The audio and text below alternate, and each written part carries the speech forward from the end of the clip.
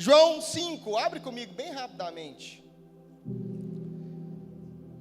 Pastor Valdo, que privilégio ter você aqui, viu? Amém? Glória a Deus. Pastor Valdo é um grande amigo, pessoa de Deus, um homem de Deus, um intercessor. Mesmo distante, de longe, ele sempre me mandava orando por mim, orando pela nossa vida. E eu sou muito grato a isso, viu, pastor? Manda o meu abraço pro Breno. Fala que em dezembro ele tem que pregar aqui, viu? João 5, versículo 1. A Bíblia diz: passadas estas coisas, havia uma festa dos judeus. Fala bem alto, festa dos judeus. E Jesus subiu para Jerusalém. Ora, existe ali junto à porta das ovelhas um tanque, chamado em hebraico Betesda. E talvez tenha pelo menos 3 pessoas que têm fé para ir comigo lá nesse tanque, lá em Israel. Tem fé para isso? Ano que vem, quem vai? Amém? Ano que vem eu vou, viu? Eu não vou fazer excursão não, porque o povo acha que quando faz excursão é para ganhar dinheiro. Eu vou comprar minha passagem, meu pacote, quem quiser vir comigo, fala e vem, amém? E o povo fala que, pastor faz excursão para ganhar dinheiro. Não, eu vou comprar o meu, igual eu comprei ano passado, o ano lá atrás também. Eu não deixo de ir para Israel. Tanque chamado em hebraico Betesda, a qual tem 5 pavilhões, eu desci todos. Nesse jazia uma multidão de enfermos, cegos, coxos, paralíticos, esperando que se movesse as águas.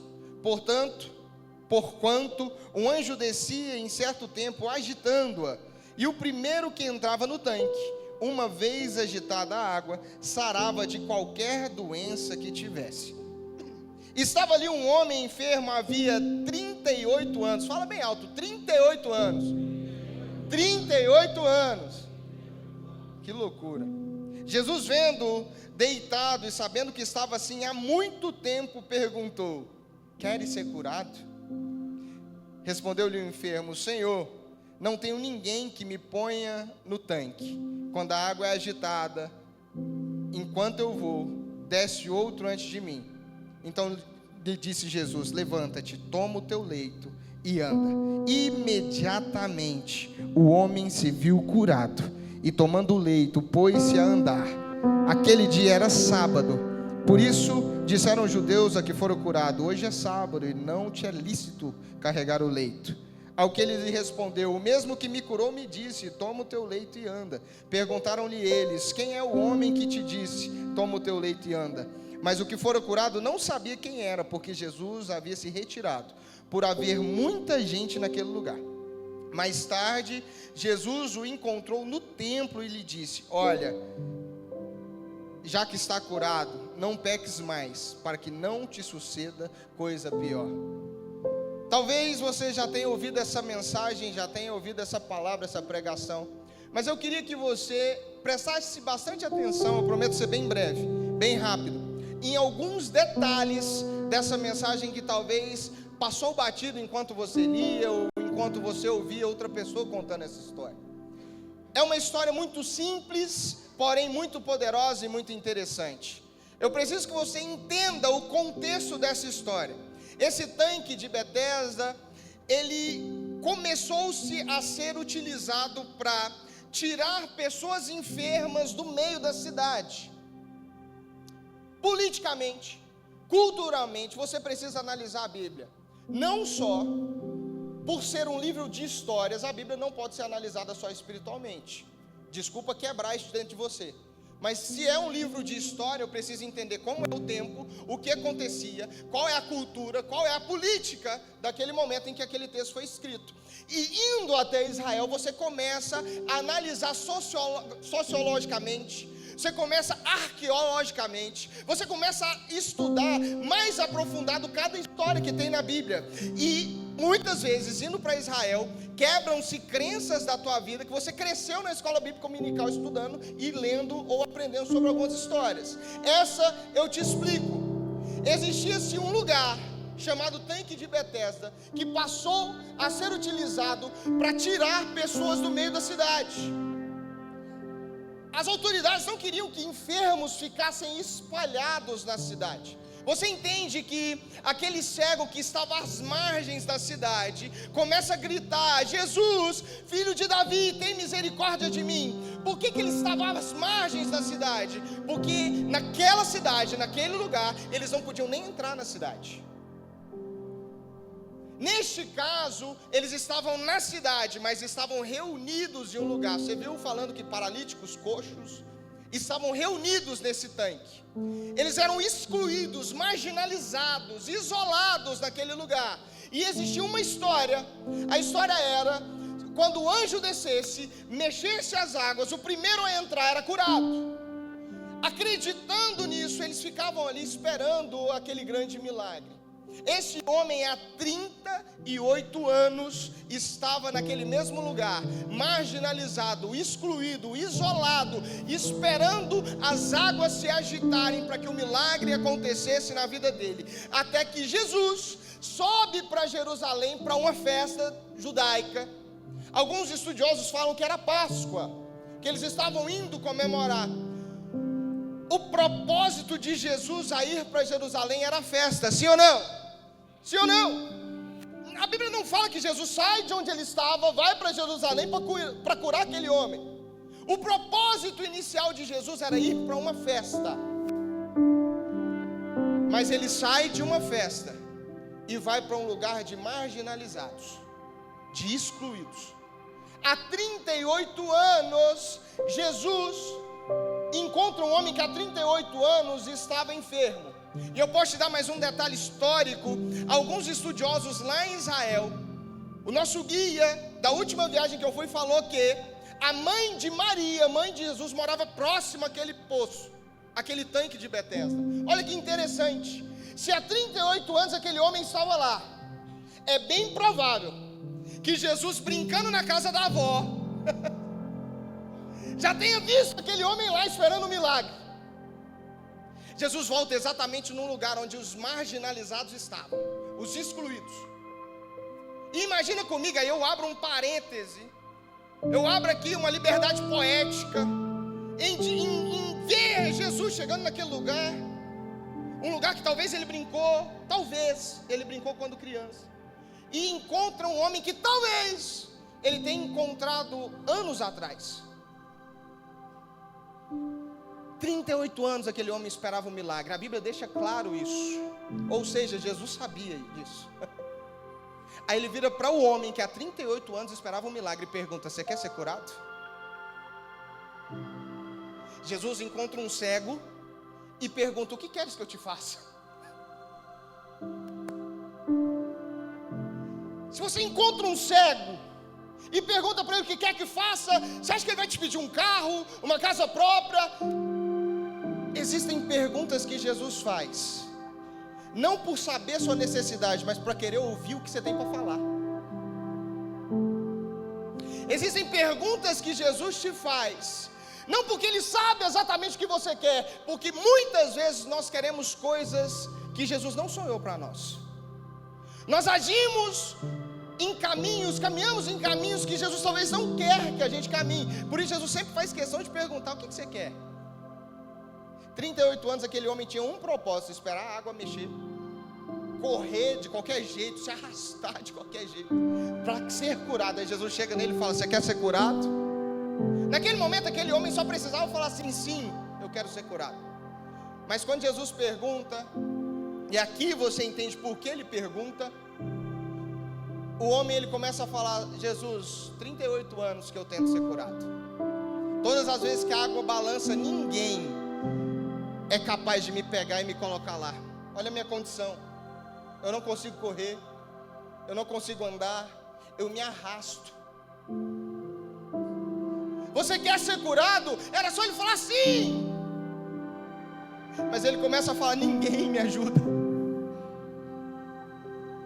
Às vezes você está aqui na igreja, Jesus está pronto para te entregar um milagre, está pronto para abrir uma porta, está te perguntando: o que você quer que eu faça? Qual milagre? Você está falando: mas o meu líder não me cumprimentou.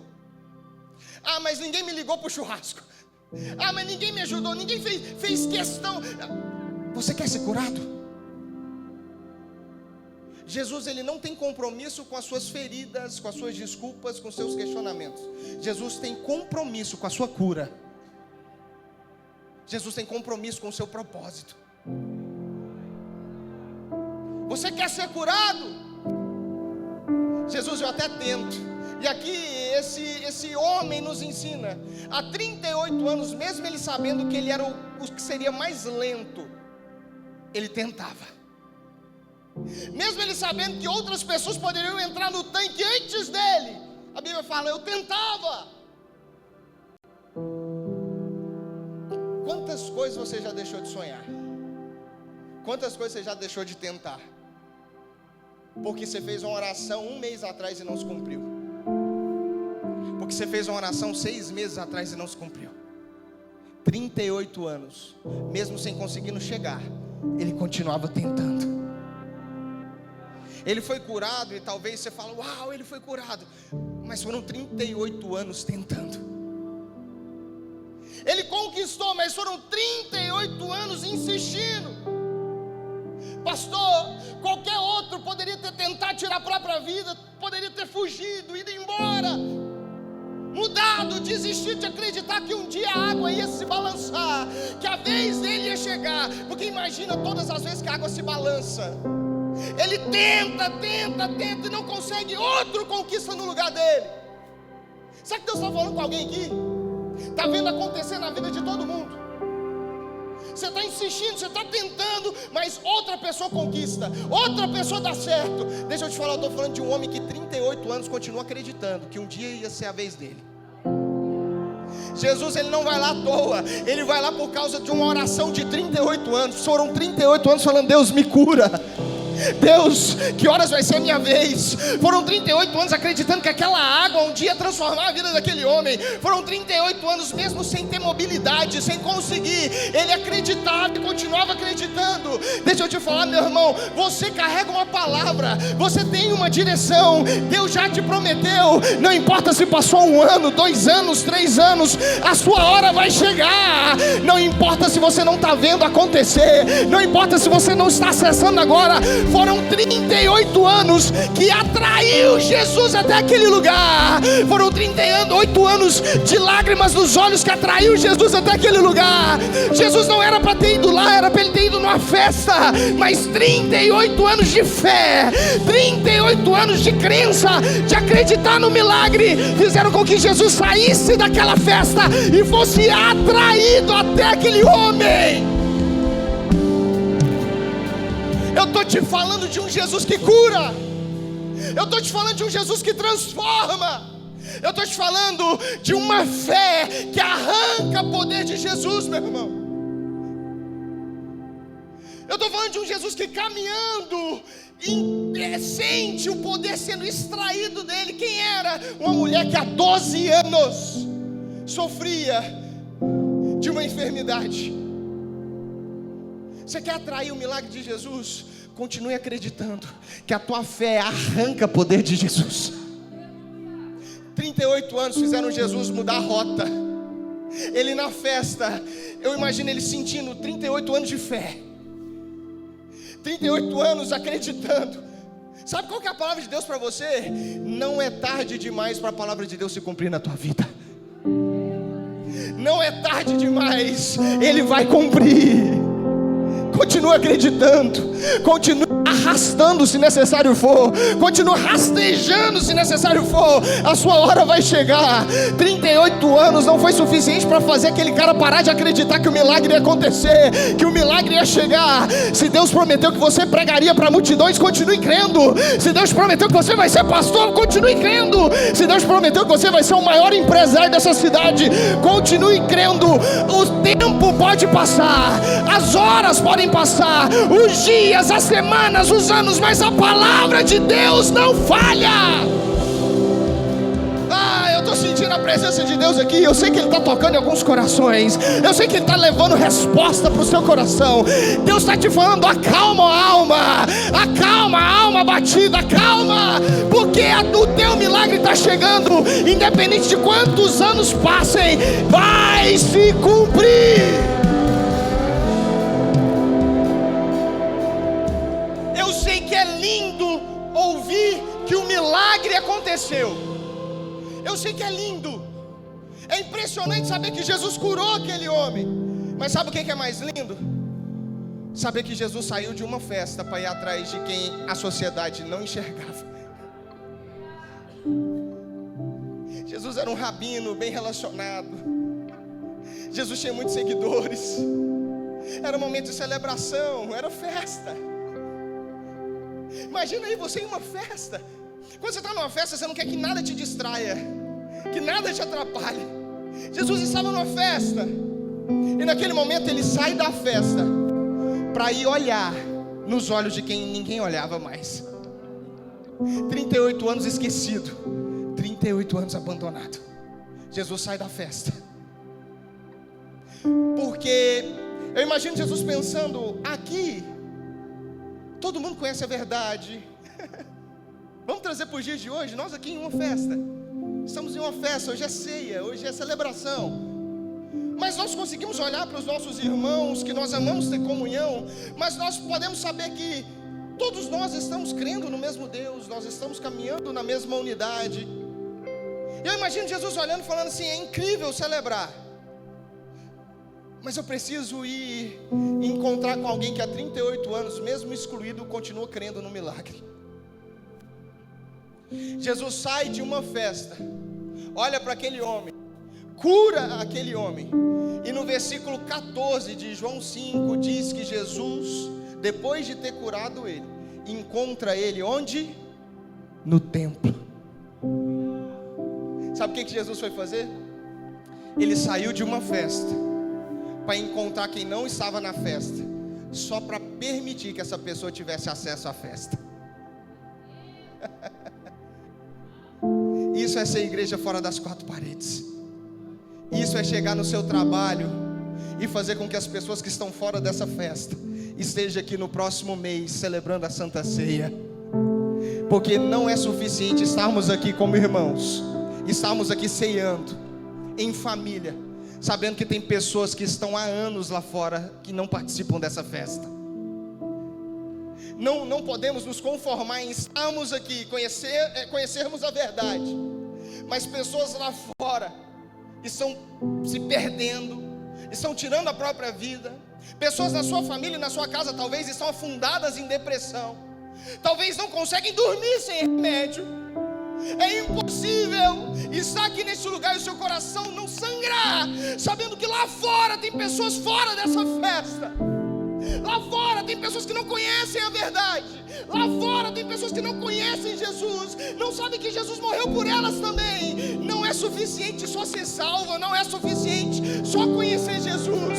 Jesus nos ensina: saia da festa, vá lá fora e me apresente para quem não me conhece, e traga essa pessoa para dentro da festa. Não vai em outras igrejas, não puxe ninguém de outras igrejas, não. Vai para quem não está em a festa, vai para quem não tem acesso. Deixa eu te falar, meu irmão, Jesus sai da festa e vai atrás de quem não está na festa.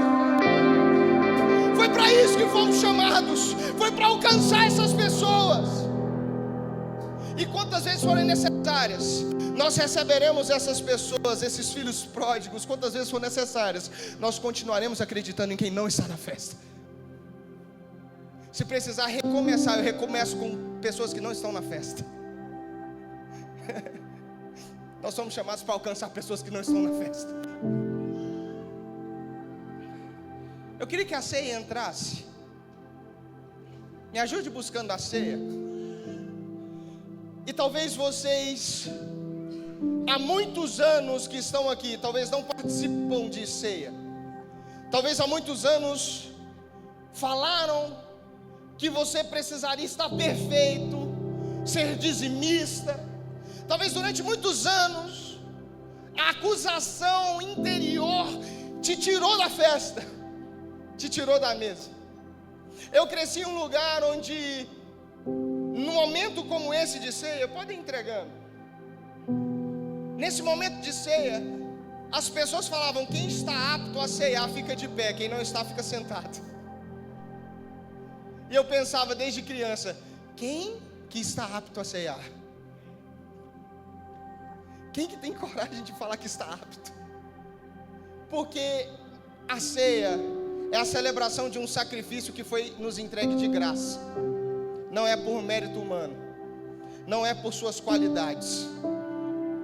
Esse sacrifício foi te dado, te entregue de graça. Não há mérito humano nenhum. Jesus te entregou. Ele te deu. Ele se entregou por nós. Então, se alguém aqui nesse lugar que fala assim, não, eu mereço ceiar, você tem que estar no meu lugar aqui pregando. Porque a graça é um favor imerecido. Nós recebemos mesmo sem merecer. Por isso eu quero te encorajar a segurar esse cálice. Mesmo que há muito tempo você não ceie. Mesmo que há muito tempo você não participe. Que isso, pastor? Mas a vida inteira eu acreditei nisso porque me falaram. Aqui está por minha conta, tá? Se for pecado eu assumo. Se for pecado que venha sobre mim. Mas deixa eu te falar, não tem como colocar preço naquilo que Jesus já pagou. Mas pastor, eu não estou nos caminhos. Essa é a melhor oportunidade. Pastor, mas eu estava fazendo coisas horríveis. Essa é a melhor oportunidade. Analise o homem, examine-se o homem a si mesmo. Paulo fala para você se examinar, você com você mesmo. Mas depois, participe. Feche os seus olhos, onde você está, você que já pegou. Esse é o melhor momento, o culto de ceia é um culto de recomeço. Todos os momentos que nós celebramos o sacrifício de Jesus, é um momento de uma nova aliança. É um momento de conserto. Por isso você está segurando esse cálice, e só você, ninguém mais consegue discernir e decidir aquilo que você precisa abrir mão, aquilo que você precisa parar de fazer. A Bíblia fala que quem convence é o Espírito Santo, e Ele está aqui neste lugar. Não são minhas palavras que vão te convencer de mudar suas atitudes ou seus caminhos, mas a presença do Espírito Santo que está aqui, está disponível para tocar o seu coração nessa manhã. A presença dele é real aqui. Eu creio que essa ceia, ela nos dá mais uma vez esperança de dias melhores. Ela dá mais uma vez esperança de uma manhã. Ela nos faz lembrar aquilo que Jesus fez na cruz. E o fato de Jesus ter morrido na cruz foi exatamente Jesus saindo de uma grande festa, nos resgatando, só para a gente ter acesso de novo a essa festa. Hoje Jesus está fazendo isso com você. Ele está saindo de uma festa, vindo até esse lugar e acreditando que você pode mudar, e acreditando que você pode ser uma pessoa melhor, e acreditando que você pode se arrepender dos seus pecados. Queria te dar alguns segundos para você falar: Jesus, me perdoa. Jesus, me ajude a melhorar. Jesus, me dê força para caminhar dentro do seu propósito. Talvez vai ser a oração mais sincera que você vai fazer com Ele aí agora. Durante anos atrás, eu estava tão afundado em festas, em bebida, que eu não tinha coragem mais de orar pedindo perdão, porque eu falava, não adianta nada eu orar pedindo perdão se amanhã eu posso errar de novo. Eu não tinha mais forças para orar, eu não tinha mais forças para falar com Deus. E eu tentei durante muito tempo ficar bom, me preparar para aí sim voltar para a igreja. Mas todas as vezes que eu tentava, eu falhava. Todas as vezes que eu tentava ficar bom e me preparar para voltar para a igreja, eu falhava. Até que um dia Jesus me encontrou. E eu entendi que eu não precisava ficar bom para voltar. Eu precisava encontrar quem realmente era bom, que me deu força para voltar. E desde então eu estou aqui nesse mesmo lugar, servindo a esse Jesus. Um Jesus que me fez entender que eu não sou bom e não tem mérito nenhum em mim. Mas só pelo fato de eu estar próximo dele, eu consigo viver verdadeiramente esse propósito. Talvez você está aqui nessa manhã e há muito tempo você tenta melhorar, porque você sabe que o que você faz não é certo. Mas talvez você precisava ouvir esse segredo que eu te contei. Primeiro, se conecte com Jesus, que vai ser muito